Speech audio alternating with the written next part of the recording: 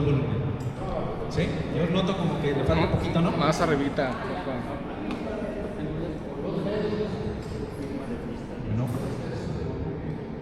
Bueno, ¿se escucha un poco mejor ahí? ¿Sí?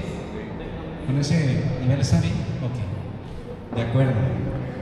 Pues bueno, un poquito en atención a los que llegaron puntuales.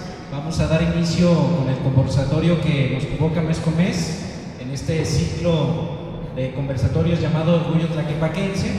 Y bueno, platicarles un poquito. El conversatorio antepasado tuvimos igual un diálogo con Tlajomulco y Tlaquepaque, y ahora nos convoca un diálogo con Tonalá. Lo titulamos justamente este conversatorio Pueblos Hermanos. De hecho, hace alusión a toda esta relación íntima que se tiene desde tiempos inmemoriales en el caso de los dos municipios hoy en día, y para ello pues vamos a contar con compañeros que nos van a estar acompañando hoy como ponentes en este diálogo. Ahora sí que como invitados de lujo tenemos a compañeros y amigos de Tonalá. Tenemos a Mariano Medrano, que me invitaría a pasar al presidio. Bienvenido, Mariano, muchas gracias. Tenemos también a José Jareo, que le invitamos también a que tome su lugar. Y tenemos también a nuestra compañera Ale Preciado, le invitamos también a pasar. En el caso de Ale nos ayudó en dupla junto con Rosy Durán. Lamentablemente por cuestiones de salud no nos pudo acompañar en esta ocasión, pero que Ale siempre está dispuesta también como cronista por Tatepuzco. Y en el caso de un servidor, Aldo Fierros, también que estaremos sumándonos a los trabajos de este conversatorio en esta ocasión. Entonces, sin más, y a nombre del Gobierno Municipal de San Pedro Tlaquepaque, de la Dirección de Cultura, de la Crónica Municipal y por supuesto de la Red de Cronistas Honorarios, les damos la más cordial bienvenida. Y por supuesto también agradecer a Cultura Tonalá, que también a través de nuestros compañeros y del enlace que tuvimos en algunas reuniones también fue posible estar esta tarde con ustedes. Entonces, sin más, vamos a ir iniciando con esta parte. El primer asunto pues tiene que ver un poquito con la heráldica, que sabemos que es todo este simbolismo que tiene que ver con los escudos, en este caso de los municipios, y yo los invitaría a que viéramos ambos insignias y que pudiéramos compartir qué similitudes, qué encontramos desde los propios escudos de Tonalá y de Tlaquepaque que nos hablen ya justamente de esta relación. ¿Ubicamos alguno? La alfarería, ¿no? De hecho, pues creo que ambos, ¿no? Uno nada más es la cuna y el otro es la villa alfarera, ¿no? Entonces, creo que ese es el punto medular, no el único. De hecho, lo que nos convoca hoy es justamente ir más allá de la alfarería y encontrar todas estas relaciones, ¿no?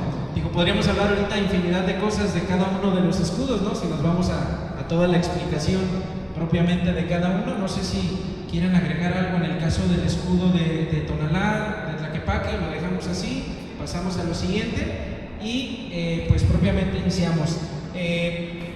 Platicarles un poquito la dinámica, será ahora sí que un ir y venir. Vamos a hablar obviamente de las dos cabeceras, tanto del centro de Tonalá como del centro de Tlaquepaque, que es San Pedro, y de algunas poblaciones que guardan esta relación en términos históricos y culturales. Entonces vamos a ver tanto historia como cultura, sobre todo expresada en tradiciones. Entonces, al final habrá un espacio para una ronda de preguntas-respuestas para que podamos retroalimentar y convivir en este diálogo con nuestros ponentes. Y bueno, pues iniciamos con ello la parte de la primera y se daría el uso de la voz a José Jarero con esa parte, sobre todo el punto medular, que es con la conquista y con la evangelización de las tierras.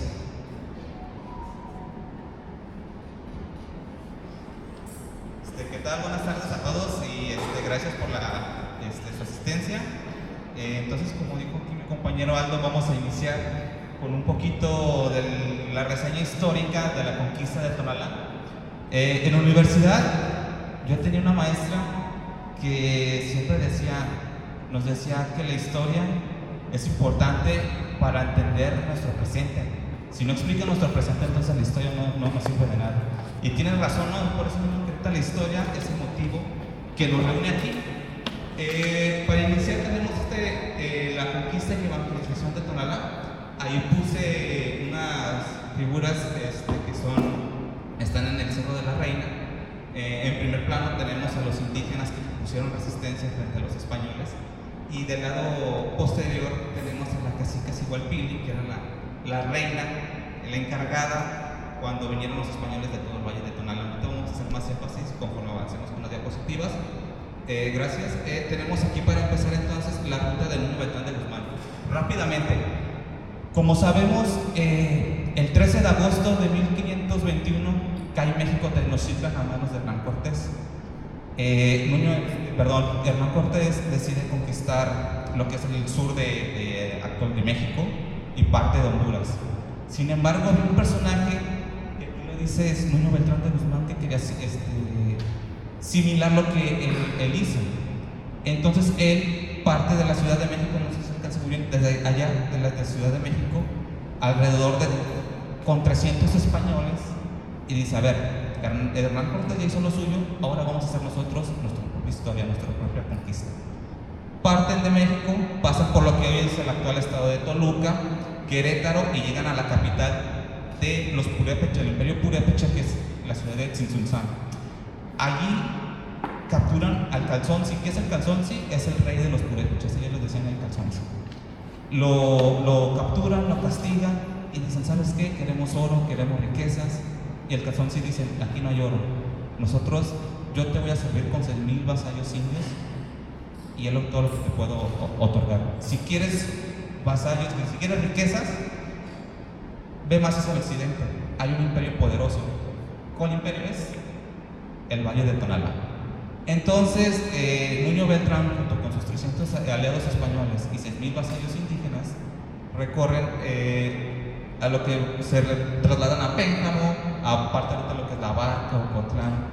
Ahí capturan más indígenas, y en este lado de Chapala manda un mensajero a lo que es ahorita Tonalá. Manda un mensajero que le dice a la reina Sigualpili que ellos tenían caballos, que ellos tenían mejores armas, y que era mejor que no pusieran resistencia, que lo recibieran de una forma pacífica. Pasamos a la siguiente. El Valle de Tonalá. Entonces, como les comenté, Nuño Beltrán ya había advertido a la cacica Sigualpili, pero el Valle de Tonalá, ¿cómo estaba conformado?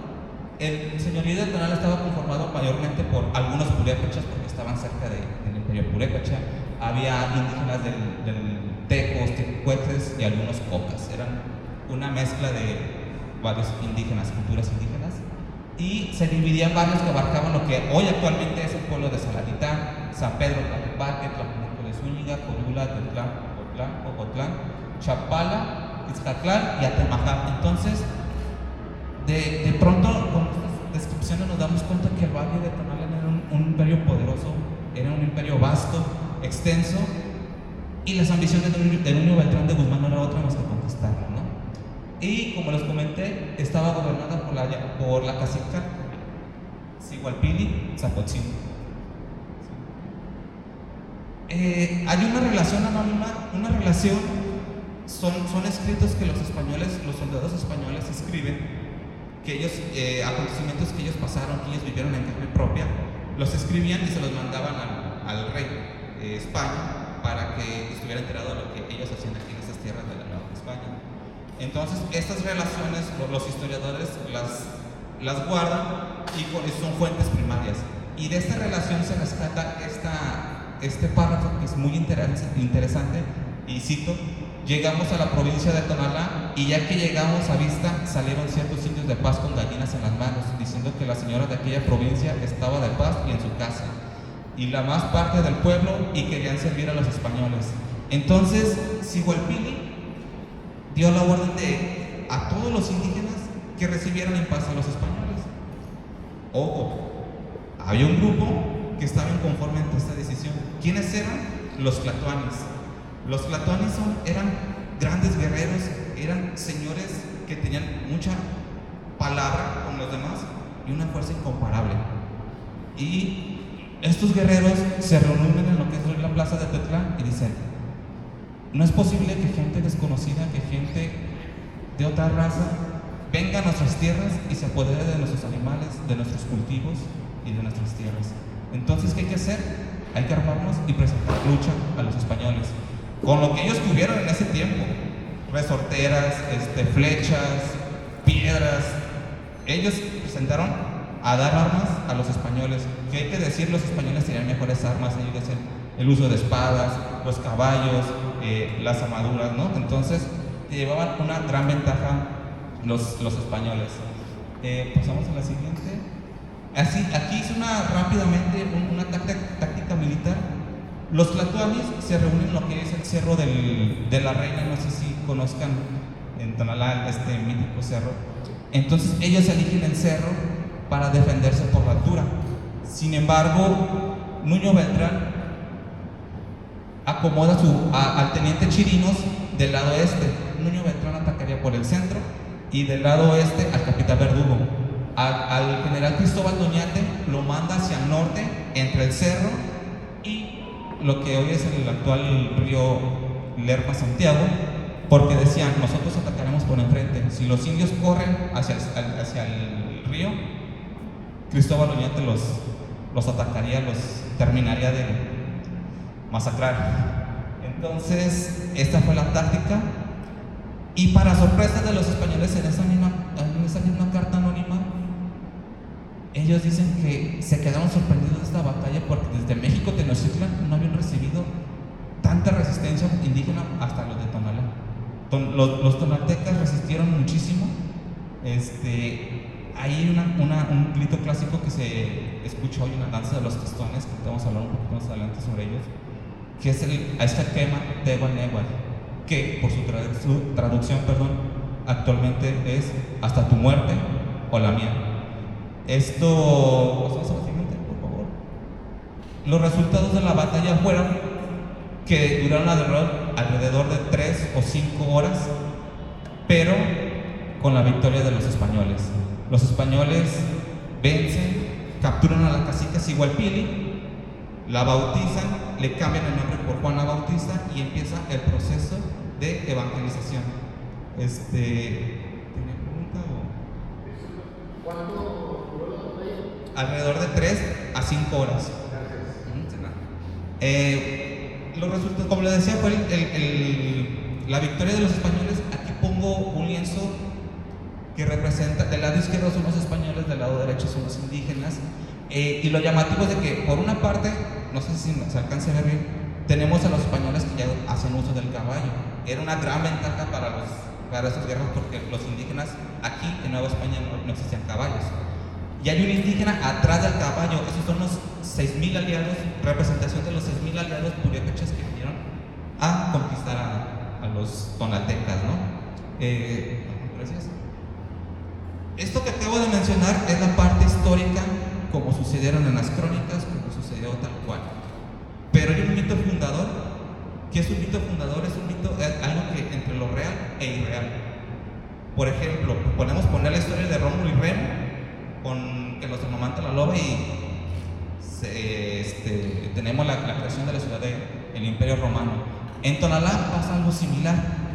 ¿Cuál es este mito? El mito de la aparición de Santiago Apóstol.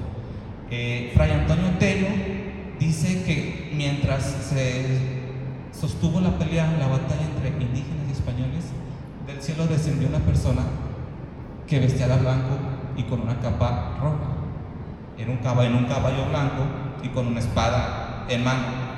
Y pues Mota Padilla también describe este acontecimiento y lo voy a leer textualmente, que dice: confesaron después los españoles haber sido esta batalla una de las más memorables por el aprieto en que se hallaron, y muchos testificaban que habían visto a Santiago, y de los indios muchos dijeron haber visto a un hombre en un caballo blanco en el aire que los hacía poner en fuga.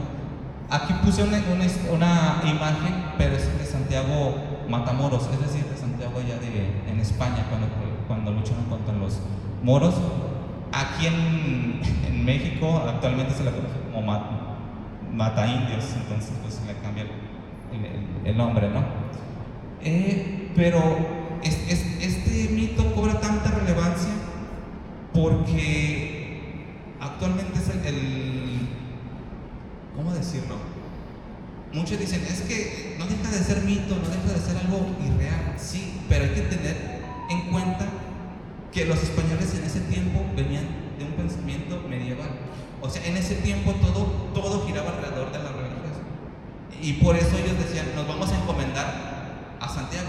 Así como les comenté que los indígenas tenían su propia voz de batalla, que era Aizcaquema, Nehuatl, tu muerte la mía, los españoles tenían Santiago y a ellos. Entonces ellos invocaban a Santiago para obtener una ayuda divina, ¿no? Entonces, como les comentaba, este mito toma tanta relevancia porque después de que empieza ese proceso de evangelización, Santiago se convierte en el santo patrón de Tonalá. La evangelización a capa y espada termina con la victoria de los españoles, pero muchos indígenas no se convierten al cristianismo. Los frailes, primero llegaron frailes agustinos, los expulsan y llegan frailes franciscanos. Los frailes se preocupan porque dicen, a ver, hacemos misas, pero los indígenas no vienen. Aprendemos náhuatl, lenguas indígenas, y no aprenden las oraciones. Les enseñamos latín y no se ponen a rezar. Entonces, ¿qué hacemos? Bueno, hay que evangelizarlos a través de música, bailes y danzas. Y los indígenas no eran ajenos a estas actividades. Entonces, a este proceso se le llama como el teatro evangelizador.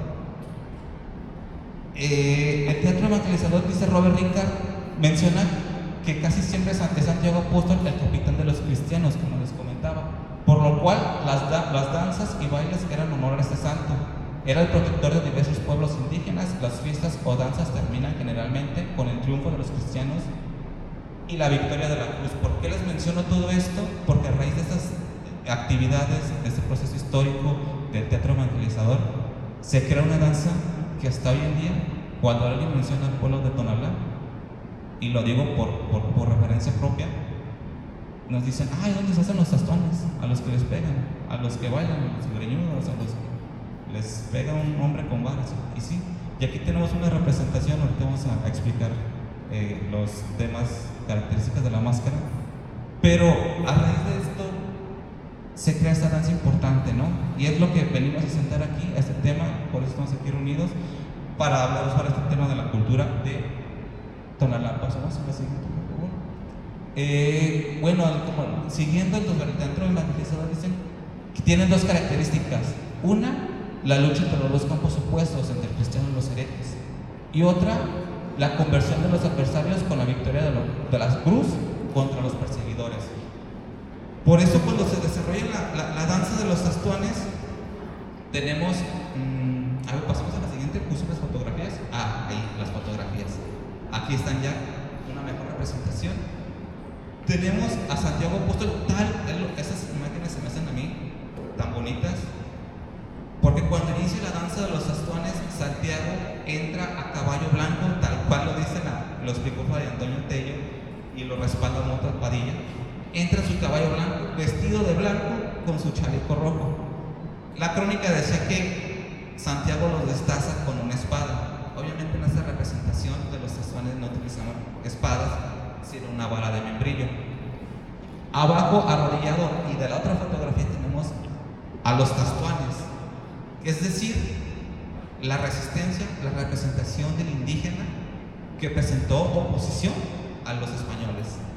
Entonces nos damos cuenta que los tastuanes es una danza tan fuerte que tiene sus bases desde el hecho histórico de 1530. Entonces estamos hablando de casi 5 o 6 siglos que se ha guardado esta memoria histórica.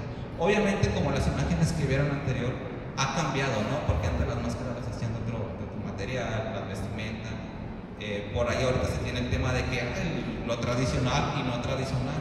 Ese es un tema un poquito aparte que no vamos a abordar ahorita porque necesitaríamos otra hora, otro conversatorio exactamente. Pero bueno, entonces yo ahorita nada más pongo a pie de página así esto, de bote pronto, esa introducción de el hecho histórico, los tastuanes de Tonalá y la importancia que tienen aquí en Tonalá actualmente. Y por último, para cerrar este pequeño bloque, tenemos aquí de su lado izquierdo la parroquia de Tonalá, que es la parroquia ahorita hablamos de cultura, pues es la infraestructura más importante que tenemos en Tonalá, la parroquia. Y del lado derecho tenemos al santo que está en esta parroquia y es el que cada 25 de julio, que es un día conmemorativo, el Día de los Testones, el Día de Santo Santiago, sale por las calles, se le da el paseo y se le hace la fiesta en grande, ¿no? Entonces con eso termino y vamos a pasar a la siguiente sección, que es la historia compartida de Tonalá. Y para que si quieres cedo la voz, el micrófono. Muchas gracias, José. Qué interesante, ¿no? Esa parte partiendo sobre todo del quiebre cultural, ¿no? Que implica esta conquista en términos espirituales, ¿no? Ya lo dijo también José, la parte de la conquista en términos militares, ¿no? De la fuerza, y por supuesto también la conquista biológica, ¿no? Que también inclusive en las mismas máscaras también va a hablar un poco más adelante de esta parte también del intercambio biológico, ¿no? Entre este mundo europeo y el mundo indígena. Quizá para complementar un poco lo que ya José muy atinadamente nos comentó, decían de esta zona de influencia, ¿no? Decía él el náhuatl, por ejemplo, que luego intentaron, pero si nos vamos a los antecedentes de la región de hoy Jalisco, pues podemos ver ahí una serie de grupos indígenas con una serie de lenguas originarias distintas, ¿no? En el caso de los valles de Tonalá, de Toluquilla y el de Atemajac, que es la zona centro, ¿no? En el caso de la periferia de la capital de Guadalajara, pues encontremos estas etnias, ¿no? Los tecuexes, los cocas, que son creo que las dos etnias más fuertes que estaban concentradas dentro de este territorio y a la cual debemos también este origen, ¿no? En el caso de Tlaquepaque, ya ellos mencionaron a la cacique, que con esta alianza también con la parte de Tlajomulco fue inmenso el poderío de Tonalá como el centro rector indígena de esta zona. Pero en el caso de Tlaquepaque también tenemos a tres personas importantes, ¿no? Chitacol, ayúdenme con los otros dos, maestro, ¿se recuerdan? Coyot, que es el otro, ¿verdad? Y Tenach, me parece, o Tenac, si no estoy mal, con el tercero, que son los señores de Tlalipac, ¿no? Que igual también hay una serie ahí de versiones distintas también con el origen de la palabra en náhuatl, ¿no? De Tlalipac, ¿no? Que la más atinada, que la mayoría confirma, ¿no? Es esta parte de sobre lomas de barro, aunque hay otras acepciones también con toda esta parte de la lengua náhuatl que también es muy compleja, ¿no? En el significado, y todos los pueblos indígenas, tanto de Tonalá como de Tlaquepaque, ¿no? Decían en el caso de Salatitán, por ejemplo, en Tonalá, ¿no? Que es lugar de salates, el caso de Coyula, ¿no? El caso obviamente de Tonalán, por donde sale el sol, ¿no? El caso de Tlalipa, el caso de Tlaxicolcingo, el caso de Atistac, ¿no? En Santa Anita, etcétera, ¿no? Estos vocablos en náhuatl que nos recuerdan justamente la reminiscencia indígena de estos lugares, ¿no? Ancestrales. Le damos a la siguiente, Mariano, por favor. Hay algunos pictogramas que son propuestas de algunos autores que mencionan esta parte de estos lugares que les menciono y que también en el momento de hacer un pictograma pues también hay distintas versiones, ¿no? Entonces algunos, el de la izquierda es el que se encuentra en el Palacio Municipal de Tonalá, si mal no recuerdo, de la autoría de Lupillo, ¿no? De Guadalupe Razo. De hecho ahí incluye algunos de los pueblos de Tlaquepaque, ahí está incluido por ejemplo Tlaxicolcingo con la cuestión de la abeja, ¿no? Que es lugar donde abundan las abejas o la cera, en el caso de San Martín. Y en el caso del lado derecho es una propuesta de Abel Vargas, ya fallecido hace año y medio, 2 años, hermano de don Pedro Vargas Ábalos, ¿no? Que preside la Asociación de Cronistas del Estado y que también habla de los pueblos de Tlaquepaque a través de estas propuestas pictográficas, ¿no? Pasamos a la siguiente. En el caso de las reminiscencias indígenas, en el caso de Tlaquepaque pongo de referencia algunas piezas que lamentablemente no las encontramos en México, sino que están en el Museo del Muelle Branly en París, Francia. Jacques Chirac es el nombre que le dedican, es antropólogo de origen francés. Lo pueden teclear desde internet e ingresar a este catálogo de piezas que se encuentran. Son 144 objetos que los mencionan como de San Martín de Tonalá o San Martín Tlaxicolcingo. Recordemos que en el caso de San Martín perteneció a Tonalá hasta finales del siglo XIX, entonces hay una relación íntima muy fuerte con Tonalá. Y en el caso de la cuestión prehispánica pues tenemos estos objetos de obsidiana, otros de barro, de alfarería, otros utensilios que tienen que ver también con la piedra obsidiana o también con piedra, con algunas especies como de hachas o lanzas, ¿no? Todos catalogados. Si nos fijamos, por ejemplo, en el hacha, inclusive tiene ahí el nombre, San Martín de Tonalá, si lo alcanzamos medio a visualizar. Entonces son objetos que son sustraídos, en el caso de San Martín, por un explorador francés, que más adelante lo vamos a ver. Ahí viene una fotografía de Leon Diguet, que es un explorador francés que viene auspiciado en las misiones culturales o científicas que Porfirio Díaz durante el porfiriato promovió en México, ¿no? Con esta moda afrancesada de México, ¿no? En términos culturales. En el caso de Tonalá y San Pedro, pues tenemos algunos mapas que también nos hablan de toda esta jurisdicción, es decir, todos los pueblos que estaban sujetos. José lo decía hace rato, en el caso de la parroquia de Tonalá es importantísimo porque justamente está al centro de ese mapa, Tonalá, porque es sede del corregimiento y es sede también de la parroquia de todos los pueblos sujetos alrededor de lo que hoy está Tonalá y Tlaquepaque, ¿no? Entonces es esa influencia que se tiene justamente desde la parte prehispánica, pero también que se reconfirma en esa reconquista en el momento en el que los españoles también llegan, ¿no? Entonces estos curatos pues justamente muestran el dominio y el poderío que va a tener Tonalá como centro rector pues desde el periodo colonial. Le damos a la siguiente. Igual este es otro, también habla de las jurisdicciones, quizá visualmente ayuda un poquito a ubicar algunos de los pueblos, igual los pueden observar ahí. Algunos de los pueblos que ya los mencionamos con anterioridad, el caso de Coyula, de Salatitán, de San Martín, del mismo San Pedro, en el caso de Tonalá, y sigue siendo la parte rectora el caso tonalteca, ¿no? Entonces son estos dominios, el puente de Tololotlán, que también por ahí lo está registrado, ¿no? Que es esta parte de ingreso prácticamente a la capital de la Nueva Galicia, a Guadalajara. Entonces también quiero que tengan en cuenta que es un punto estratégico, tanto Tonalá como Tlaquepaque es una ruta obligada de ingreso a todo aquel que venía a Nueva Galicia. Entonces de ahí la importancia también que tiene en términos en todo sentido, políticos, militares, religiosos, económicos, no se diga, ¿no? Entonces, estos mapas nos ayudan a entender justamente esta lógica con la que funcionaron desde el periodo colonial toda la zona de influencia tonalteca y de Tlaquepaque. Le damos a la siguiente. Si avanzamos en el tiempo, nos vamos al siglo XIX y podemos ver en rojo, del lado izquierdo está el territorio que pertenecía a la parte de San Pedro, a la municipalidad de San Pedro. Si ubicamos algunos de los pueblos y nos vamos al sur, podemos ver allá Toluquilla, San Sebastianito, Santa María, el caso de San Martín. Si nos vamos al norte, están los terrenos, por ejemplo, de San Andrés, que por mucho tiempo también pertenecieron, en el caso de Tlaquepaque, pues al municipio de San Pedro, o a la villa de San Pedro. Y en el caso de Tonalteca, también podemos ver ahí una serie también de poblados, ¿no? San Gaspar, El Rosario, Salatitán, Puente Grande, Tololotlán.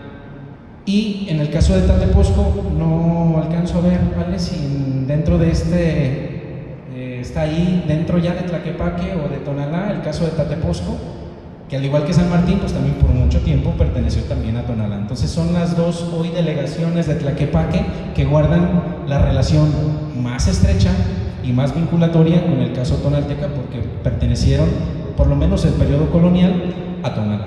Entonces, eso ya nos va dando, y quiero que tengan como ahí en el radar estas referencias que nos van a ayudar a comprender el porqué de esta relación en términos culturales también, ¿no? Esta zona de influencia. Vamos a la siguiente. Y bueno, pues creo que en la parte histórica cerramos esa parte. Digo, es un poquito como una vista a vuelo de pájaro, es decir, así por encimita de manera general, porque podemos irnos a cada asunto en particular, no nos daría el tiempo, y queremos ahora compartirles pues lo que culturalmente une a uno y otro municipio. Nos vamos a concentrar obviamente no en todo el ciclo anual de festividades, porque obviamente cada pueblo tiene muchísimas tradiciones, pero vamos a hacer hincapié sobre todo en aquellas que vemos que están tanto en Tonalá como en Tlaquepaque. Y quizá vamos a ver si las convergencias, las similitudes y quizá algunas diferencias que también habla pues de la idiosincrasia propia de cada localidad también. Entonces, si les parece, avanzamos a la parte de cultura. Y bueno, creo que aquí volvemos los micros para allá o por acá. Mariano, adelante. ¿Qué tal? Buenas tardes a todas y a todos. Gracias a ti por acompañarnos. Pues como dice Aldo, ¿no? Somos unos pueblos hermanos Tonalá y Tlaquepaque.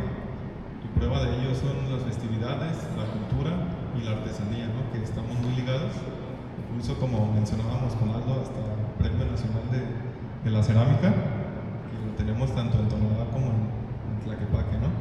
Entonces, pasamos. Bien, bueno, vamos a estar así un poquito yendo y viniendo en los micros porque va a hacer referencia a varios poblados, ¿no? Perdón que yo me levanto, pero me pica la silla de repente. En el caso del levantamiento del Niño Dios, y vale la pena la aclaración, vamos a hacer, o irnos, mejor dicho, a las tradiciones por el ciclo anual de festividades, es decir, vamos a iniciar con aquellas festividades en el orden del calendario de los meses. Entonces, si nos vamos al caso del levantamiento del Niño Dios, en el caso de San Martín, se da sobre todo en el periodo previo al 2 de febrero. Generalmente es como la semana previa al día 2 o el día 2 propiamente, ¿no? Que se acompaña con la parte del festejo del Día de la Candelaria. En el caso de San Martín todavía se conserva esta parte de los levantamientos. De hecho, si recuerdan algunos que vinieron a un conversatorio el año pasado, tuvimos aquí una representación de un levantamiento acompañado tanto de Tateposco como de San Martín.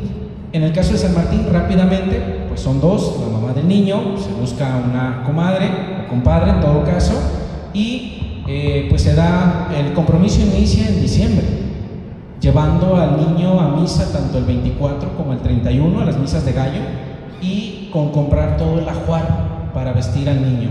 Entonces el niño pasa de la casa de la mamá a la casa de la madrina y queda en el resguardo de ella durante este periodo. Acuerdan la fecha para el levantamiento y bueno, ya hacen ahí el acuerdo ellos, si va a haber música, qué se va a comer, etcétera, los bolos, y se llega al día de la fiesta, que es el día del levantamiento, y lo característico en el caso de San Martín pues es el anuncio con los cohetes. Es decir, desde la casa de la mamá de la madrina se anuncia cuando sale el contingente. Tienen que estar prevenidos en el lado de la mamá del niño, que es donde va a ser la conmemoración, el festejo, y la gente va acompañada con velas, porque generalmente es por la noche, con los cohetes, y en el caso de San Martín es una especie como de papaque. Ya en el momento en el que se da el encuentro, previo a llegar a la casa de la mamá del niño, pues se da ese encuentro, en el que las colaciones, el confeti, y en el caso del pinole, que en San Martín se utiliza para untar en el rostro, pues hace su aparición, ¿no? Entonces se da en la parte musical, pues es el papaqui, justamente, ¿no? Esta nota musical, en algunas ocasiones se acompañaba de chirimía, después ha cambiado también en mariachi, hemos cambiado la modalidad en el caso de la música, y en el caso de San Martín, pues todavía se sigue llevando a cabo esta parte del levantamiento.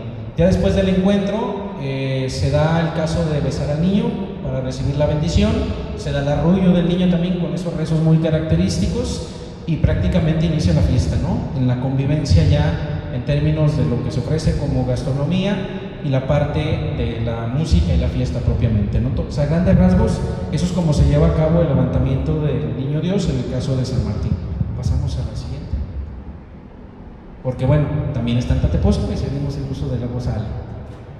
Buenas tardes. Y bueno, en la primera diapositiva vemos 4 imágenes. Ellos son los personajes principales de esta celebración en Tateposco. El primero es el más antiguo de todos, es el Niño Dios de los Pastores. No se sabe de dónde viene, sin embargo, Ana Sagasti, un cura de Tateposco, de Tonalá precisamente, él hizo un inventario, y en ese inventario él registró que había precisamente a finales de 1800 una figura, y pues ahí está. El Niño Dios de la parroquia siempre ha estado ahí, no se sabe quién lo trajo, pero desde que la parroquia se construyó, ahí está. El otro es el Niño Dios del Catecismo. Su nombre viene porque un grupo de personas se reunieron, sus niños iban a hacer la primera comunión y dijeron, vamos a comprar un Niño Dios, y ellos lo compraron, y ahí también está.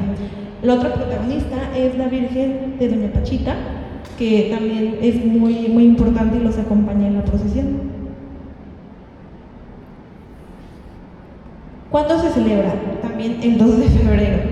Anteriormente en Tateposco lo que teníamos era que cada quien lo celebraba en su casa, pero después no, después todos se reunieron y los padrinos de estos niños dioses lo que hicieron fue celebrar una procesión, como se ve en la imagen. Entonces cada niño dios que tienen en Tateposco también lo sacan, y así es como se hace una procesión, van niños, madres, de todo tipo de personas.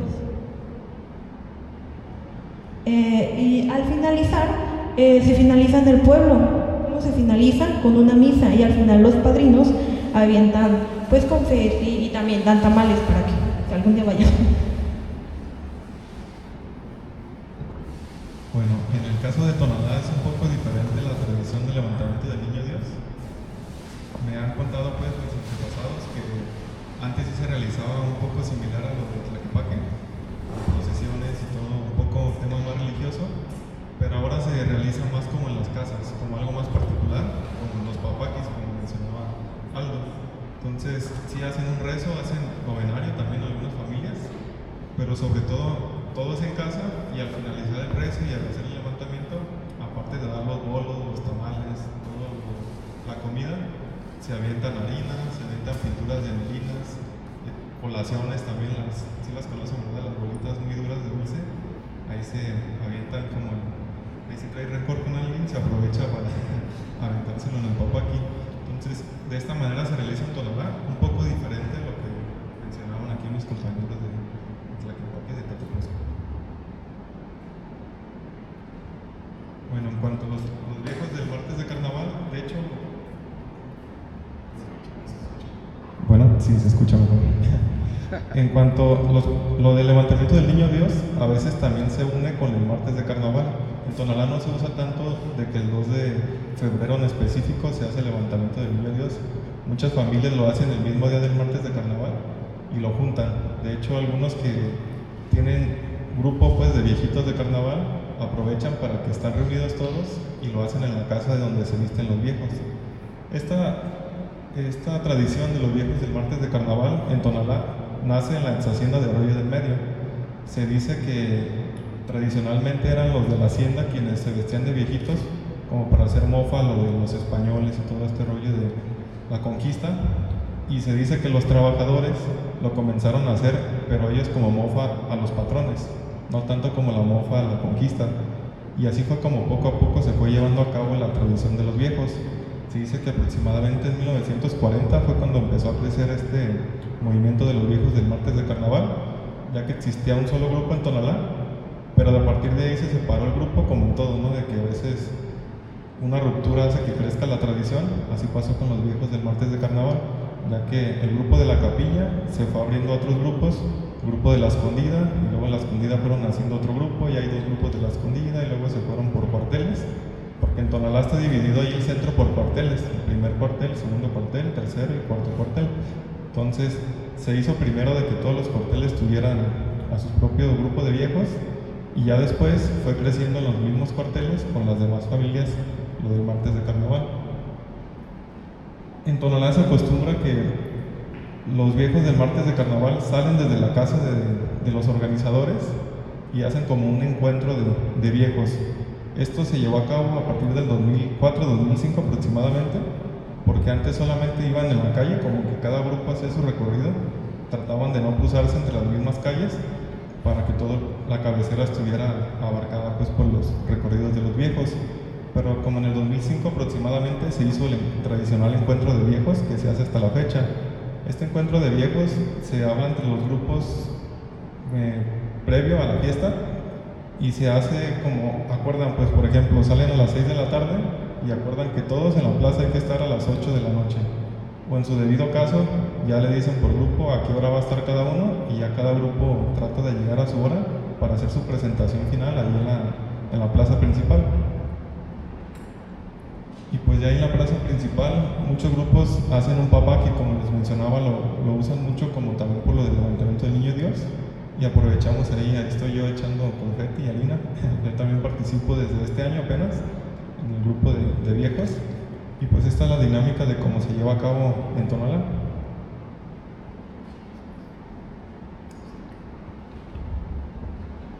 En el caso de San Martín, creo que nada más cambia el término.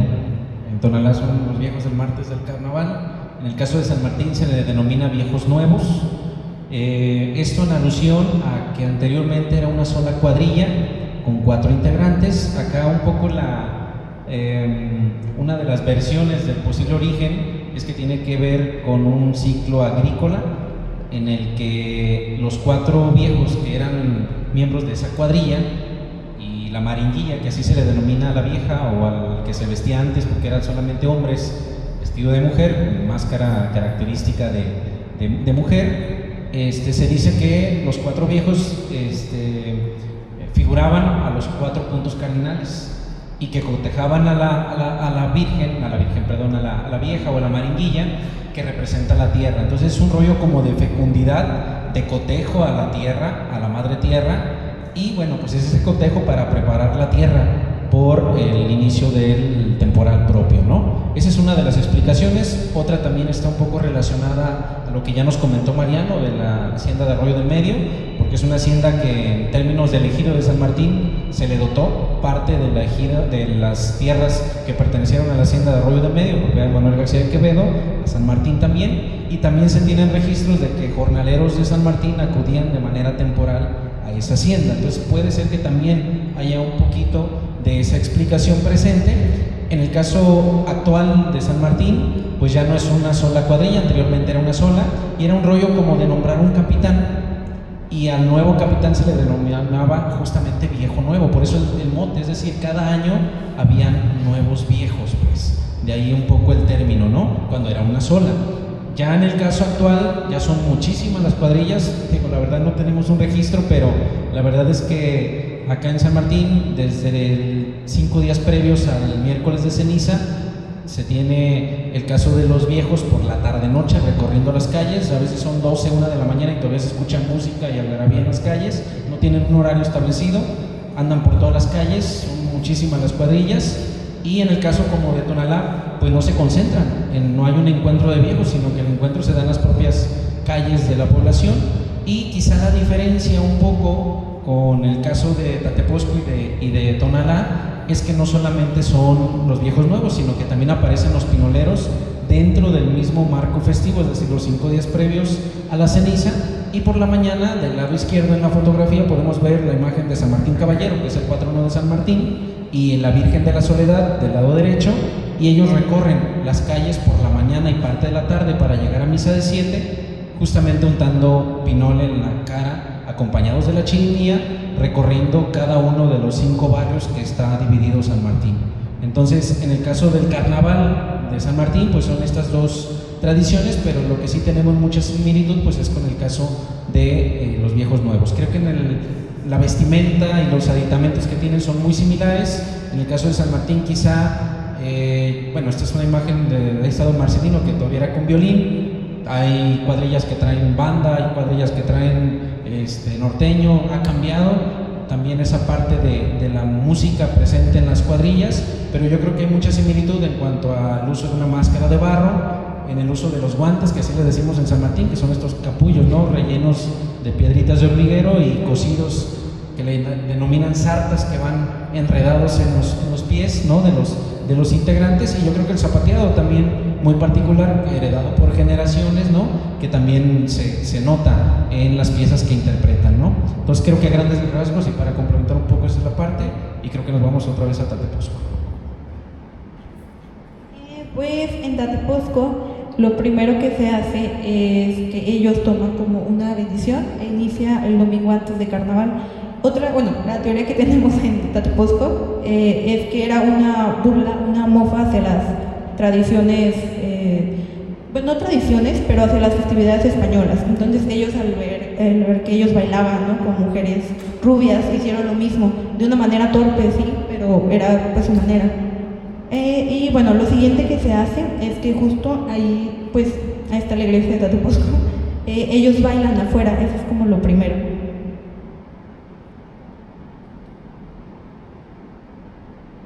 Pues el vestuario es prácticamente lo mismo, llevan lo que es, pues, como que tiene tiritas de colores, eso representa la alegría y algarabía. También pues llevan una blusa blanca y lo que ya había dicho de los capullos, precisamente para que se haga el sonido del clásico zapateado. Y pues ahí está como la mujer, ¿no?, a la que se le hacía mofa. La máscara debe ser con facciones toscas, también una cabellera, de preferencia rubias, la que haya, y pues el vestido. Y por las calles ellos van ahora sí que bailando. De hecho, la fotografía, les presumo, ganamos un proyecto PACMEA. Y en ese proyecto, de hecho, ahí está el vestuario, lo que se compró. Entonces, si alguna vez ustedes los llegan a ver a la calle y si le dicen, ¿quieren que les baile? Díganle sí. Les tienen que dar dinero, pero les van a bailar gratis por dinero. Entonces, ellos bailan si ustedes quieren. Si no, nada más díganle no, así está bien. Y ellos pasan. O el clásico compadrito, comadrita, le vamos a echar una bailada o qué sé yo, ¿no? Es como muy jovial el asunto, muy coloquial, ¿no? La manera de establecer la comunicación con las personas y establecer, pues, cuántas piezas y el costo, ¿no? Por la bailada. Bueno, me faltó complementar ahí en Tonalá también lo de la música. En los viejos del martes de carnaval se acostumbra el mariachi tradicional. Ahí solamente se ha respetado esa parte musical. Todos con mariachi tradicional en Tonalá. En cuanto a la máscara, también tiene que ser de barro, nada más de barro. Y ahí las viejitas, lo tradicional es que sean hombres, que se visten de mujer, se ponen globos en el pecho, atrás también en las pompas. Y es por esta parte de esa mofa, ¿no? Últimamente pues ya hay grupos de niños y pues las niñas sí se visten de mujer y se ha ido como que más adaptando así últimamente, pero tradicional es que un hombre se vista de mujer en los viejitos. Gracias, Mariano. Entonces vamos avanzando, si se fijan en el calendario anual, después del periodo de Cuaresma y el carnaval, que es ese anuncio previo, ¿no?, a ese periodo de luto, pues se viene la Semana Mayor. Y en esa parte, pues en el caso de San Martín, pues obviamente la Judea es una parte relevante e importante. Aquí hay un contraste entre lo viejo y lo nuevo. En el lado izquierdo es una imagen de la Judea de 1960, muy distinta como la conocemos el día de hoy, con el uso de máscaras en sus principales personajes y un vestuario que es parecido, pues un poco como a las pastorelas, como a las danzas de conquista, que tiene que ver con una idea totalmente distinta de cómo era concebido, ¿no? El coloquio se ha mantenido tal cual desde tiempos inmemoriales y es una tradición que hoy sí, en los años 70s, 80s, sufrió una modificación en los estándares religiosos europeos, totalmente ya cristianos, ¿no?, abocados ya a la idiosincrasia religiosa, como lo podemos ver en la fotografía del lado derecho. Entonces es una tradición también con un arraigo de más de 200 años en el caso de San Martín y que pues es catalogada como la segunda en importancia a nivel nacional. Hoy en día, en el caso del municipio de San Pedro Tlaquepaque, tiene una declaratoria de Patrimonio Cultural Inmaterial desde el año 2016, junto con Santa Anita, con la fiesta también mayor. Son dos de las tradiciones y las crucitas, si mal no recuerdo, son las tres manifestaciones en el caso de Tlaquepaque que cuentan con una declaratoria a nivel municipal, obviamente, ¿verdad? Entonces, en el caso de la Judea, pues ahí está, ¿verdad?, este contraste entre esa parte antigua y nueva. Y bueno, creo que también por ahí, en el caso de Tonalá Centro, creo que también en Tatepozco también hay esta serie de Via Crucis, que también es otra forma que debe su origen a esta manera de evangelizar para enseñar justamente la vida y pasión de Cristo, ¿no?, en este caso, porque no es otra cosa más que vivir, ¿no?, la pasión de Cristo a través del teatro evangelizador, como esta idea que nos compartía José en el caso de las estrategias de evangelización, ¿no?, que trajeron a estas tierras.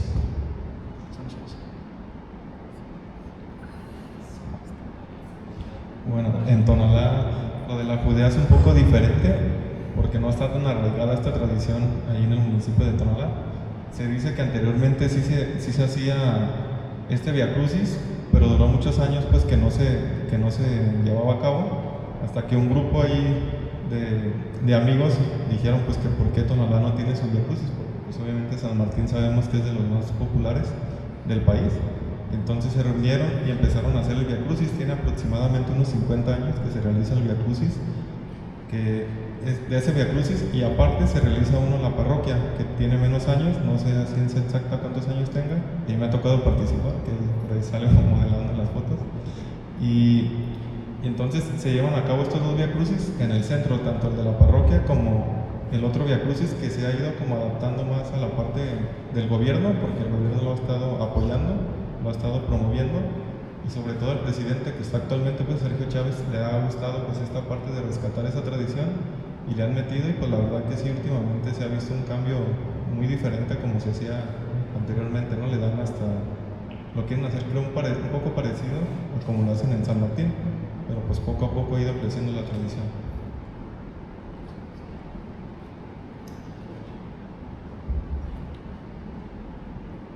Pues hay competencia, va, ahí entre...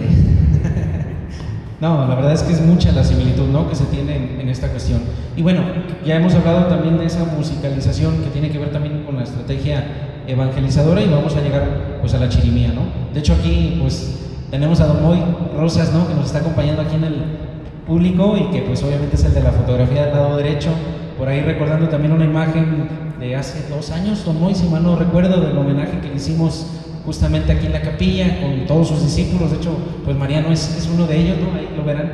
Así que Mariano donde quiera anda, ¿no? Ahí ya se pueden dar cuenta de ello, ¿no? Somos de esos que dicen ahí que pagamos porque nos alquilen. En el caso de yo en San Martín, pues también así ya hasta me dicen, aquí andas también, pues aquí andamos, ¿no?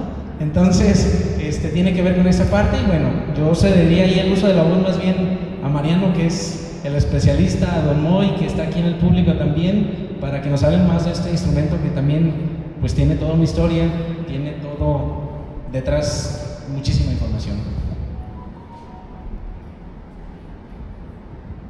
Bueno, como tal, la chirimía es un instrumento de viento.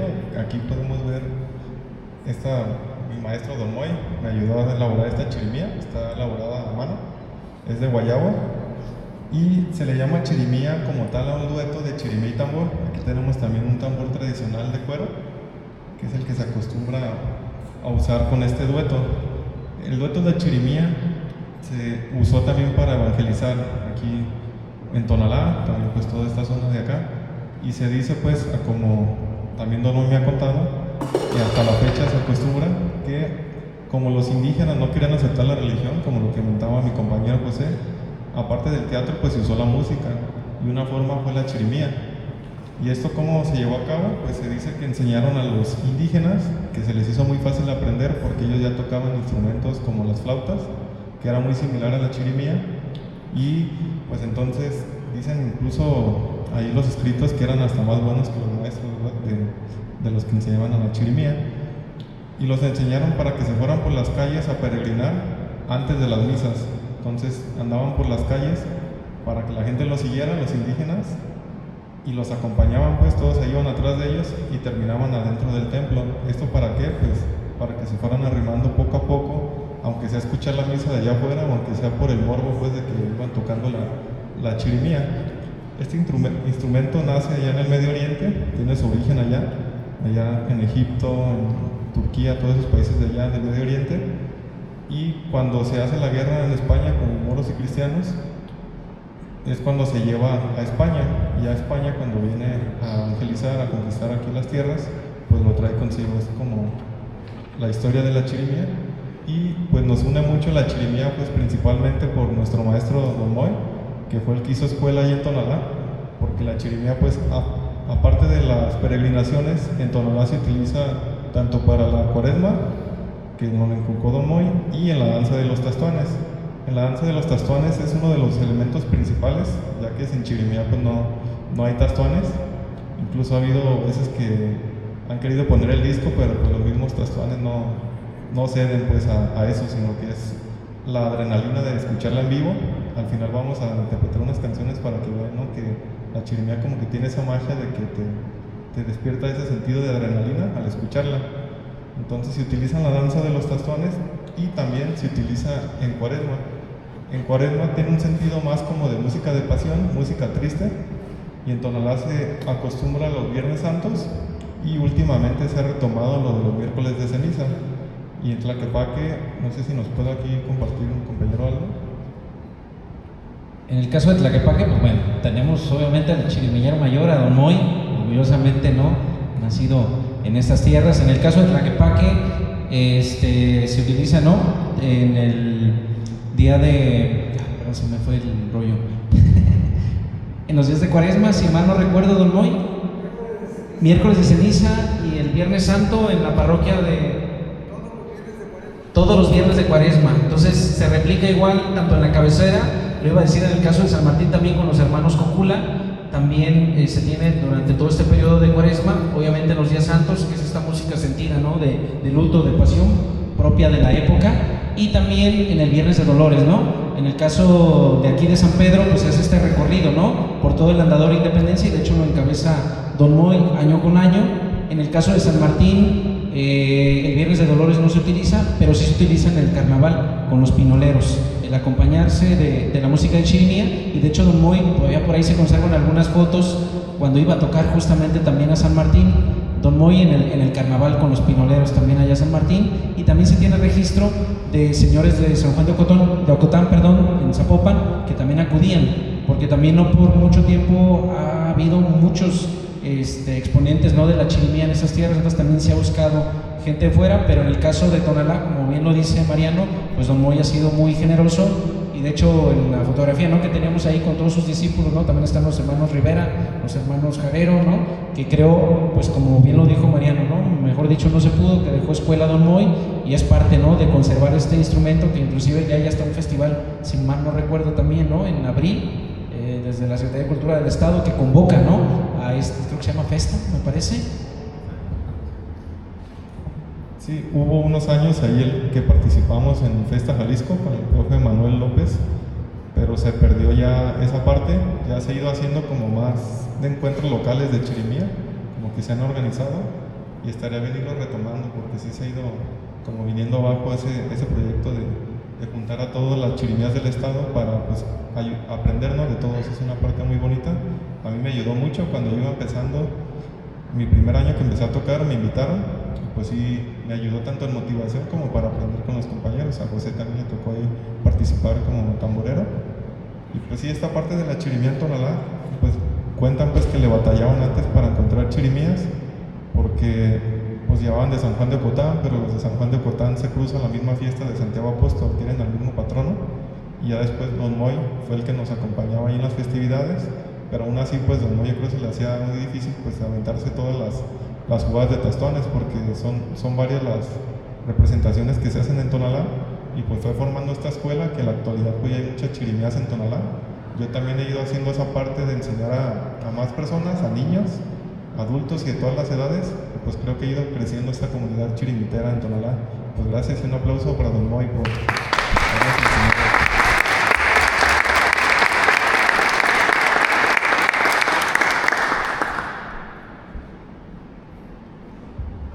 Creo que ya nos habíamos adelantado, pero también el Viernes de Dolores es otra de las tradiciones, ¿no?, también muy emotivas, ya lo decíamos con la parte de la música y estos altares, ¿no?, que se les denomina también de incendios.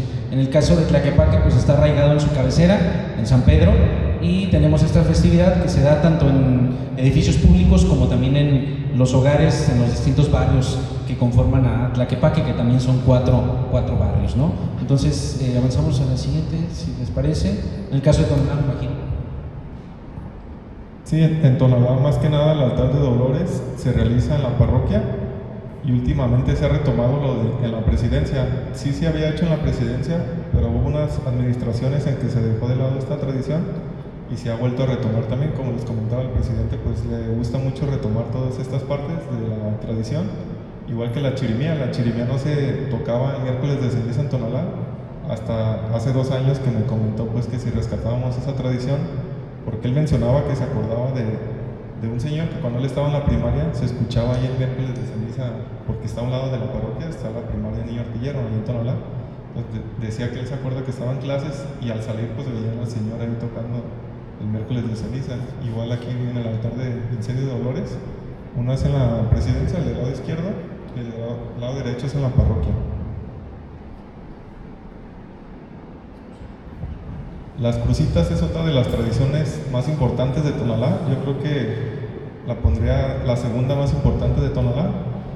Y esto de las crucitas pues se remonta desde la conquista, ya que en Tonalá fue la primera misa de Occidente en 1530 en la Cruz Blanca. Como muestra de ello pues realizaron esta capilla de la Cruz Blanca, y esta festividad se realiza desde el 3 de mayo, que es el día de la Santa Cruz, hasta el 15 de mayo. En Tonalá sí está muy arraigado esto de las cruces. Se dice que desde con Jaime de Anesagasti también él las impulsó, que fue un benefactor de Tonalá, el máximo que ha tenido Tonalá. Él las impulsó, en su tiempo creció más esto de las hermandades, porque se maneja por hermandades. Y se preguntarán, ¿por qué tanta cruz, verdad? Bueno, en Tonalá se dice que por cada cruz hay un pozo. Esto se le hizo para venerar, pues, y para dar gracias a Dios de que había agua en los barrios. Antes, pues, era de que por cada pozo había un barrio, no necesariamente que donde está la cruz había un pozo, ¿no? Porque, por ejemplo, la cruz del agua caliente, pues, hace referencia allá a las 7 cascadas, allá a la barranca, y así se van por zona. También hay unas cruces, por ejemplo, que se llama de Castiochepe, Castillo-Galván, que se escucha el nombre medio raro, pero es una unión de decir de que la capilla o el pozo del tío Chepe o el pozo de la tía Galván. Por eso se hace esta mezcla de los nombres. Y pues las hermandades de ahí de las crucitas no solo se involucran en las festividades de la Santa Cruz, sino que es tan grande esta hermandad que participan en las fiestas patronales de Santiago Apóstol, en todas las fiestas que lleva a cabo la parroquia se involucran estas hermandades de la Santa Cruz, y no se hace una sola fiesta. Me acuerdo que el padre Rafa González, en paz descanse, decía mucho eso, de que en Tonalá, ¿por qué nos gusta tanto la fiesta? Porque hay 17 hermandades de cruces, y en las 17 se hace una fiesta. En lugar de que se juntaran todas y se hiciera una sola fiesta grande, pues no, cada cruz tiene su fiesta, y en los días del 3 al 15 de mayo, cada cruz le toca un día diferente, y todos hacen una fiesta ahí en su barrio de las cruces. Pues aquí vemos, miren, aquí está la mayoría de las cruces, algunas no salieron porque está recortada la foto, pero son 17 hermandades, han ido creciendo y luego otra vez se van a menos, porque antes eran 19, pero pues como en los barrios de que van llegando gente de otros lugares, o sea, va perdiendo la tradición y cada vez es menos gente la que se involucra, y pues se han quitado algunas crucitas.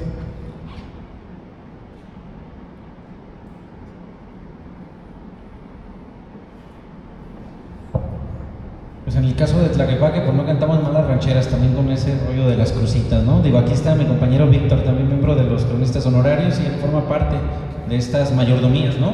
Que es como están organizados en el caso de las crucitas de Tlaquepaque. Igual del lado izquierdo, pues ahí tenemos, creo que es la de este año o la del año pasado, Víctor, la fotografía, la de este año, ¿verdad? Entonces, ¿cuántas crucitas ya tenemos actualmente, Víctor?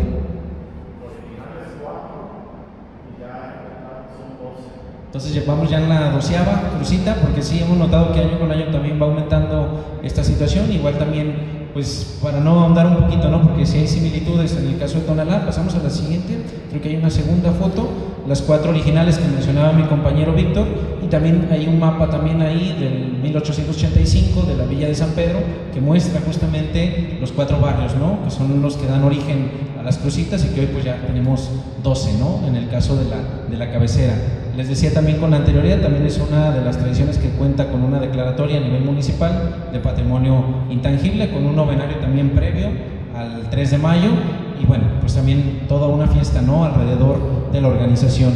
Hay algunas crucitas que sí han presentado algunas problemáticas en el sentido de la gentrificación por la cuestión propia, ¿no? De la dinámica también en la cabecera. Entonces hay por ahí también un documental, ¿no? De las crucitas, patrimonio barrial, si no recuerdo, búsquenlo también ahí en plataformas, nos va a hablar a profundidad de toda esa tradición algarabía con el que también se lleva a cabo en el caso de San Pedro. Pasamos a la siguiente, creo que ya es alfarería, ¿no? Pues otra de las cosas más importantes que unen a Tonalá y Tlaquepaque es la alfarería, la artesanía, y prueba de ello es el barro. En Tonalá pues hay desde un simple, le podemos decir simple cantarito, hasta algo más elaborado como esta imagen de barro bandera, característico de ahí de Tonalá. Bueno, en Tonalá hay 5 técnicas de elaboración de barro, que una de ellas es el barro Vetus. Yo de hecho pues soy ahí familiar de Candelario Medrano, es mi tío, yo soy de la misma familia, de ahí de los Medrano, mi tío Serapio, que muchos a lo mejor lo han de conocer. Por aquí me traje unas piezas de mi tío Serapio, que son el gallito y este dinosaurio que a veces ahí aventuran sus figuras. Y yo también he ido como retomando esta parte, yo hice esta churimía también de barro Vetus, ahí en el taller de mi tío Serapio. Y esta técnica se caracteriza tanto por sus colores como la tradicional, pues como esas de ahí, que son de mi tío Candelario, llevan pinturas de anilina, pinturas de tierra. Ya últimamente, pues por la practicidad, se utiliza la pintura acrílica o pintura vinílica para elaborar esto, y se finaliza con el brillo Vetus, así se llama el brillo, por eso es la técnica de barro Vetus. por eso las piezas, si las ven, pues tienen un poquito de brillo. Y aquí en el museo también se cuentan con piezas de Candelaria, creo que de Vittorio Serapio también, ¿verdad? Lo del Premio Nacional de la Cerámica. Otra técnica es el barro bandera, que esta técnica, pues, como su nombre lo dice, incluye los colores de la bandera. Y pues esta técnica también tiene mucho como nahuales, es como algo característico de la técnica, es que van a encontrar muchos nahuales en todas las artesanías de barro bandera. Y las técnicas se refieren más como a la pintada, porque a veces pues nos podemos confundir, ¿no? Barro bandera, barro vetus, pero se refiere más a la técnica del pintado del barro. Todo es la misma elaboración de barro, horneado de la misma manera. Otra de las técnicas es el barro canelo, el del lado izquierdo, que yo creo que es algo muy típico de Tonalá. Todos hemos visto estos jarrones para servirse su agua fresca ahí digo agua fresca porque sale muy fresca, pues al estar ahí en el barro, sabe muy rico. Y por otro lado tenemos el barro negro. El barro canelo es más característico de la región del Rosario de Tonalá. Así que si van al Rosario, los que han ido, pues hasta afuera de las casas, todos tienen ahí sus jarrones de agua, sus figuras pues de barro canelo. Y del lado izquierdo tenemos el barro petatillo, que también es otro de los característicos de Tonalá, siendo de los más destacados los Bernabe, que son los más reconocidos de Tonalá en esta técnica, que es del lado izquierdo, y del lado derecho tenemos otra técnica que se llama de filigrana. El petatillo se caracteriza porque no se alcanza a percibir, pero el fondo atrás del águila tiene unas líneas cruzadas que simulan un petate, por eso se llama barro petatillo, porque son líneas cruzadas que simulan el petate. Y por otro lado tenemos lo del filigrana, que se caracteriza porque son cuadritos pintados todos así de diversos colores, pues, pero son cuadritos en vez de petate. Y otra técnica tradicional es el barro bruñido. El barro bruñido, lo característico y lo que lo hace especial es que se le da brillo con una piedra de río. Después de pintar se le da el brillo con esta piedra, y otra característica es que van a haber muchas flores en esta técnica de pintado, y muchos animales también. El nahual pues lo podemos encontrar en la mayoría de las piezas porque es una figura emblemática de Tonalá, que se dice que son personas que se transforman por la noche en animal, no precisamente en un tipo de animal en específico, sino que se transforman en animal. A veces no se les halla la forma, pero se conocen más popularmente como un tipo de gato, algo parecido al gato, es como el que está en el plato del lado derecho.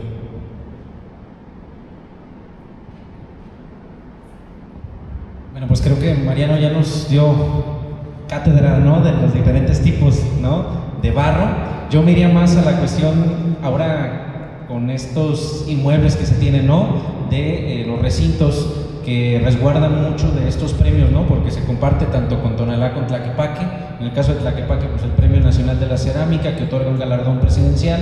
Hay dos recintos, el Regional de la Cerámica, que se encuentra en el Andador, que resguarda los primeros premios hasta cierto año, que lo encuentran aquí también en el centro de Tlaquepaque, y justamente la sede donde estamos hoy, tanto en la capilla, que vale la pena echarse ahí la miradita con las piezas que han sido galardonadas y premiadas a lo largo desde la década de los años 70, y también en los dos pasillos contiguos a esta capilla, que prácticamente le dan vuelta en herradura a la capilla, ¿no? Entonces van a encontrar todos estos premios que son de alfarería, no solamente local. Los primeros años pues sí era prácticamente Tlaquepaque y Tonalá eran pieza clave en este hermanamiento que hablábamos en cuestiones de alfarería, y que hoy pues solo resguarda piezas ya de prácticamente todo el territorio nacional, ¿no? Entonces van a encontrar ya muestra de estas artesanías no solamente locales, sino también ya nacionales. En el caso del Premio Nacional son 7 las categorías que implica: cerámica contemporánea, alfarería vidriada sin plomo, cerámica tradicional, escultura en cerámica, cerámica en miniatura, cerámica navideña y figura en arcilla. Entonces nada más como para hablar de esa otra parte, ¿no?, ya con premios y con estas convocatorias en la cuestión del artesanado, ¿no? Entonces, como complemento a lo que Mariano ya nos dijo, para no ahondar en esas técnicas que ya nos compartió en este momento. Avanzamos a la siguiente. Vamos a la parte de otra parte que tiene que ver con la cuestión de la elaboración de máscaras, que también es parte artesanal, ¿no? En el caso de San Martín, les decía y les dejé pendiente el explorador francés, que es Leon Digger, lo tenemos aquí del lado izquierdo, muy bien parecido, francés el señor.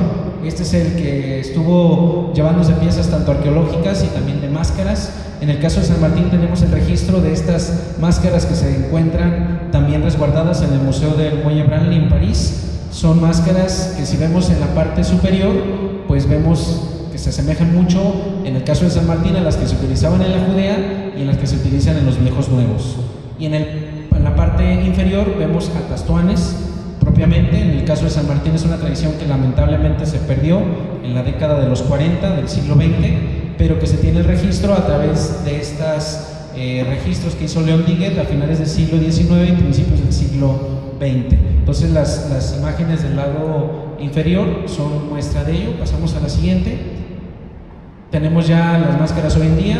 Ahí está agregada el caso de la danza de morenos, que son estas de fondo negro, ¿verdad? Que también hacen su aparición en la fiesta patronal, en el caso de San Martín. Pasamos a la siguiente. Vamos ya a los tastuanes. Muy bien. Bueno, pues en Tonalá, pues aparte del barro, como decía Aldo, pues también está la cerámica y hay otras alfarerías. El vidrio soplado también es algo muy característico ahí de Tonalá, y hay diversas actividades que se realizan en la alfarería.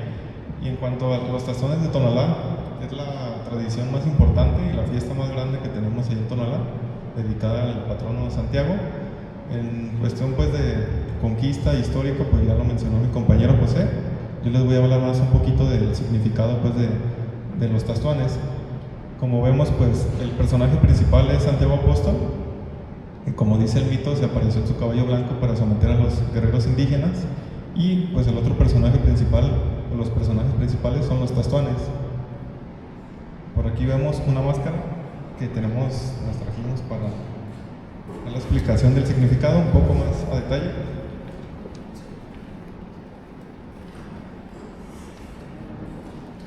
Como lo vemos en la imagen, pues la máscara tiene un puntilismo, que son estos puntos, como esta máscara son blancos. Estos puntos significan o representan la enfermedad de la viruela y el sarampión que trajeron los españoles. Igual las llagas pues tiene toda esta parte de las enfermedades, y tienen unos animales muy característicos que eran animales de la región del reino de Tonala, que eran animales rastreros como la víbora, el alacrán, serpiente, lagartijo o araña. Esos son los animales tradicionales que debe de llevar una máscara de tastuán. Y cuenta la leyenda que después de la batalla entre indígenas y españoles, al ganar los españoles, estuvieron revisando todo el valle de Tonala y se encontraron a muchos indígenas heridos en las cuevas. Y estos indígenas tenían llagas en la cara y estaban siendo comidos por estos animales. Por eso la máscara lleva a los animales ahí puestos. Y otra característica es esta verruguita que vemos de este lado. Se acostumbra que debe de ir a la nariz, y se preguntarán qué significa esa verruga. Pues la verruga representa el Cerro de la Reina, es como esta Cerro de la Reina. Y otra característica pues también es la cabellera, que puede ser con colas de caballo como esta, también hay de colas de vaca, hay de ixtle, y pues últimamente con esta modernización se han hecho de otros materiales, se hacen hasta de costal, se hacen de palma real, y de otro tipo de materiales como rafia. Y pues de ahí en más la creatividad de los artesanos de ahí en Tonalá, que como a veces platicamos no sabemos qué tan bueno o qué tan malo sea, porque pues se va distorsionando la tradición, ¿no? Depende desde qué punto de vista lo veamos. Y otra característica también son los dientes. Los dientes son reales, estos no son de humano, pero son de vaca. Normalmente son de vaca o de caballo, los que se acostumbran poner. De puerco también a veces le ponen, pero es más común ver dientes de vaca y de caballo. Yo hasta ahorita nomás he sabido de un amigo que si una vez le puso, cuando le sacaron las muelas del juicio, ahí se las puso a su máscara, pero es la única vez que yo he escuchado que le ponen dientes de humano a una máscara. Y pues creo que ya sería todo lo de la representación pues de la máscara de Tastuán. Y pues obviamente la máscara tiene facciones humanas también, sobre todo la nariz aguilada, pues que es una facción indígena, y este rasgo como de enojo, de ira, que debe de llevar la máscara, porque pues los indígenas estaban defendiendo su territorio.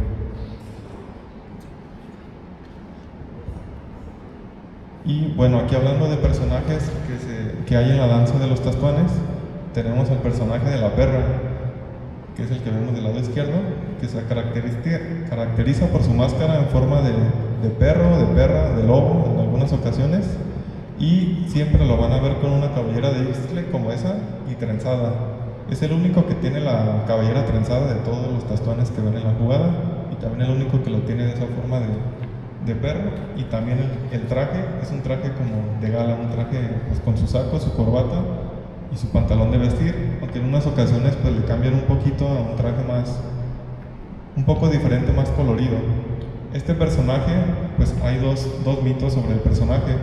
Uno se dice que es el indígena que traicionó al pueblo, como comentaba mi compañero José, no necesariamente que uno de la región del Valle de Tonalá, sino que pudiera haber sido a lo mejor un purépecha, uno de los que ya habían recogido en el camino, que los indígenas identificaron pues de que era de otra tribu, que los estaba traicionando. Este es un mito de que representa a ese personaje, pero si nos vamos más como a la batalla, se dice que los españoles traían con sí perros salvajes, que los dejaban sin comer unos 3, 5 días, una semana, y a la hora de la batalla los soltaban para devorar a los indígenas. Los usaban pues como, los soltaban para cazar indígenas, y esta parte pues se ha omitido un poco en la historia porque es muy salvaje, pero sí sucedió. Entonces también puede representar este sincretismo pues tanto de la cultura también de aquí indígena, que como saben era muy venerado el perro, sobre todo como el Xoloitzcuintle, ese misticismo, y mezclado con lo de los perros que ellos traían para devorar a los indígenas. Otros personajes son los Reyes Magos, que pues se preguntarán, ¿verdad?, ¿por qué los Reyes Magos en la jugada de Tastuanes? En un principio pues se dice que representaba más que nada un rey, al rey de España, y después pues ahí, como de los que rescataban esta tradición fue don Miguel Pila Galán, en paz descanse.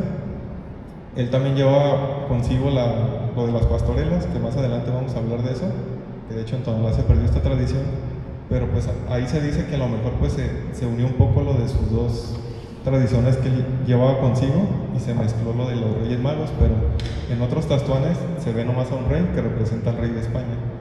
En Tonalá pues ahí está un poco más chusco el asunto con los reyes. Y pues también otro personaje, me faltó mencionar, es la Sigualpili, Zapotzintli, que no la puse porque no todos los grupos de tastuanes la ponen en la representación de las jugadas. ¿Por qué? Porque la mayoría pues lo ven como una traidora al pueblo de Tonalá, porque como decía mi compañero José, la Sigualpili lo recibió en son de paz a los españoles. Se dice que hasta con comidas típicas de la región, como pipián y otras demás, pozole, otras comidas típicas, en son de paz, porque pues ya sabía que no iban a poder con las armas que ellos traían. Entonces los indígenas lo vieron como una traición, y hasta la fecha eso se ha arraigado mucho en Tonalá. Entonces muchos representantes de grupos de tastuanes no ponen a la Sigualpili porque pues dicen, ¿cómo voy a poner a la que traicionó al pueblo? Ellos lo ven por esa parte, pero son como unos 3 grupos que no ponen a la Sigualpili, 3, 4 grupos, y los demás grupos sí lo ponen. Y de hecho Miguel Pila Galán pues es de los que rescata esta tradición, que se dice que se perdió a finales del 1800, y se retomó a principios de 1900 con Cirilo Pila, con otros amigos. Ahí se reunieron a escondidas porque estaba prohibido, lo prohibió la iglesia, y se juntaban ahí en una casa todos a escondidas para reunirse, hacer las máscaras y para llevar a cabo la jugada de tastuanes. Y ya después Miguel Pila fue el que siguió con la tradición, y que hasta la fecha ha crecido mucho. En la actualidad hay aproximadamente unos 15 grupos de tastuanes que danzan el 25 de julio de cada año, esto por la festividad del patrón Santiago. Si bien la batalla fue el 25 de marzo, los tastuanes se cambian al 25 de julio por las fiestas patronales del pueblo, y pues yo creo que danzan alrededor de 2.000, 2.300 tastuanes en total. Entonces sí es mucho, porque también incluso ya hay jugadas femeniles, que también es algo controversial este tema, pero están las jugadas femeniles de tastuán. Entonces ya sumando todo lo de los niños, adolescentes, adultos y la femenil, aproximadamente unos 2.300 tastuanes son los que danzan en Tonalá ese día. Y pues otro elemento principal es la chirimía, como ya lo mencionaba hace rato. La chirimía pues es el que le da esta vida a la danza de los tastuanes, porque pues el guerrero se motiva con la chirimía. Al escucharla, yo también salgo de tastuán desde los 6 años, estoy en la danza de los tastuanes. Como dice Aldo, ¿no?, me involucro ahí en todas actividades que hay en Tonalá, pero más en la de los Tostones. Es algo que desde niño pues he estado ahí, y la verdad que al escuchar la chirimía pues uno ya quiere brincar, ya quiere enfrentarse al Santiago, porque esos azotes que recibimos del Santiago principalmente son con un tema religioso.